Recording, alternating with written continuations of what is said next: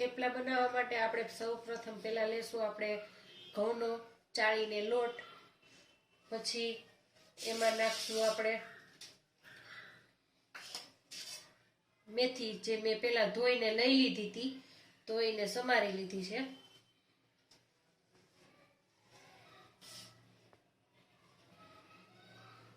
પછી એમાં નાખશું આપણે ધાણા ભાજી, જેને કોથમીર પણ કહેવાય.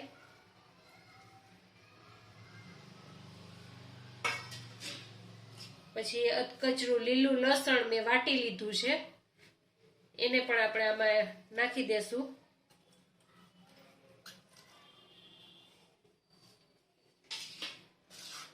પછી નાખશું તલ,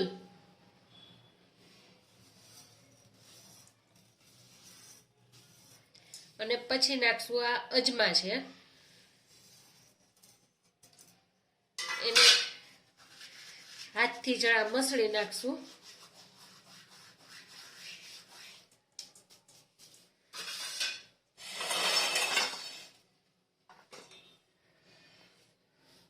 પછી નાખશું હળદર,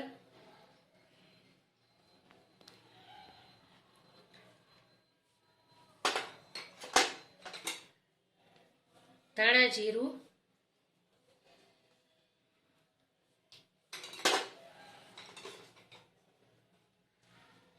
લાલ મરચું પાવડર,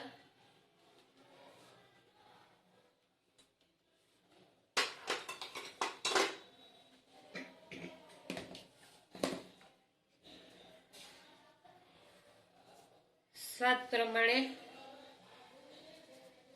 નમક, મીઠું,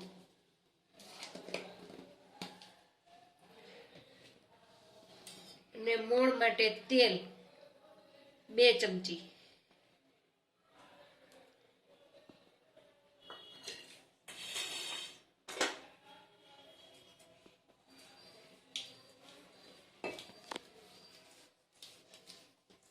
પછી એને સારી રીતે હલાવી બધું મિક્સ કરી દેવાનું. મિક્સ કરી દીધા પછી પાણી નાખી અને લોટ બાંધવાનો રહેશે. પાછું થોડું પાણી નાખી અને આપણે પાછો લોટને જેવો તમને કઠણ ઢીલો ફાવે એવો તમે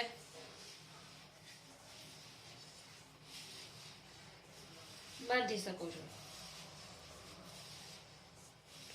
સમજો, હવે આપણો લોટ બંધાઈ ગયો છે. હવે થોડાક તેલ વાળો હાથ કરી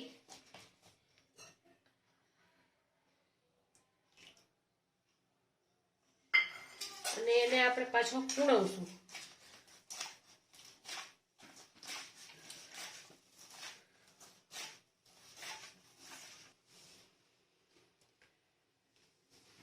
આપણો લોટ આવો બંધાઈ ગયો છે.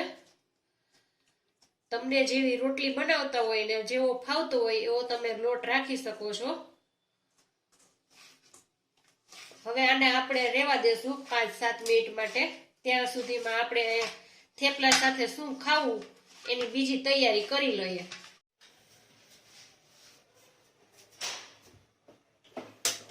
ગેસ ઓન કરી ચા માટે પાણી મૂકીશું.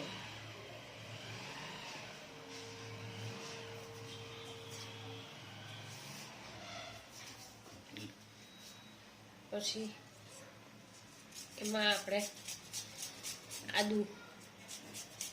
આદુ ખમણી નાખીશું.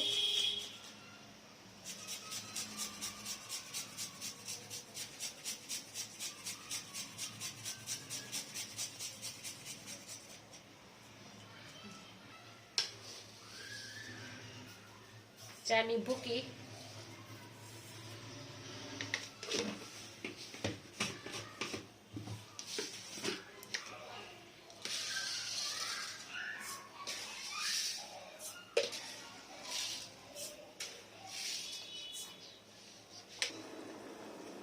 ખાંડ નાખી દીધા પછી આપણે હવે એને ઉકળવા દઈશું. ઉકળી હવે બીજા ગેસ ઉપર આપણે થેપલાની તૈયારી કરી લઈએ. એના માટે આપણે લોટી મૂકીશું. લોટી ગરમ થાય ત્યાં સુધીમાં આપણે થેપલું વણી કાઢીએ.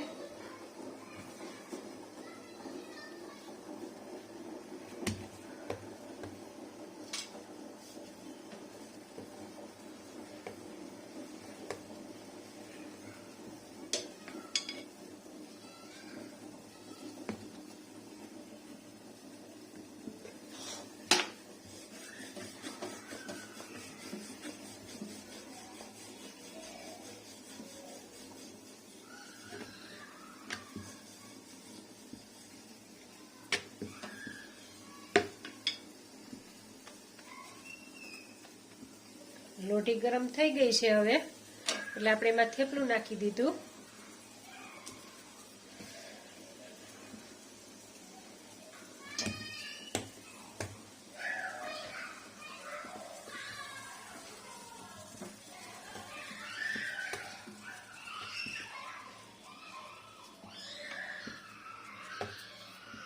એક બાજુ ચડી જાય એટલે આપણે એને ઉઠલાવી લેશું.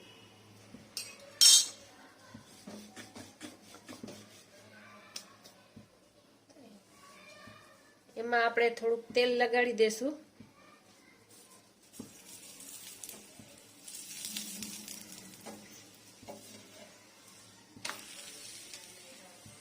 બે બાજુ તેલ લગાડી અને એને આપણે સારી રીતે ચડવા દઈશું.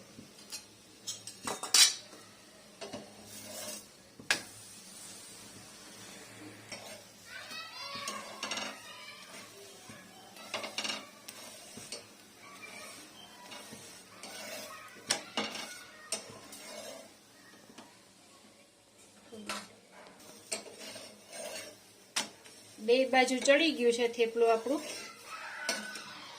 હવે એને આપણે થેપલાને ઉતારી લઈએ. બીજું થેપલું મેં વણીને તૈયાર રાખ્યું હતું, એટલે આપણે બીજું થેપલું પણ લોટી ઉપર મૂકી દીધું છે. હવે એને પેલા થેપલાની જેમ જ બે બાજુ તેલ લગાડી અને આપણે સારી રીતે ચડવા દઈશું.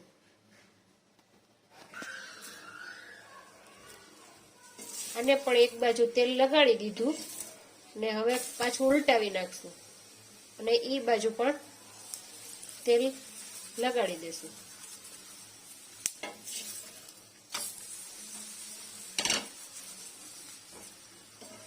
આ થેપલું પણ આપણું સારી રીતે ચડી ગયું છે.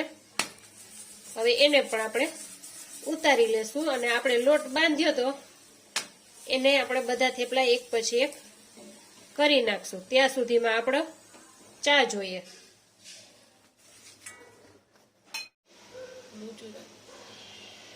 આપણું ચાનું પાણી ઉકળી ગયું છે. હવે એમાં આપણે દૂધ નાખીશું.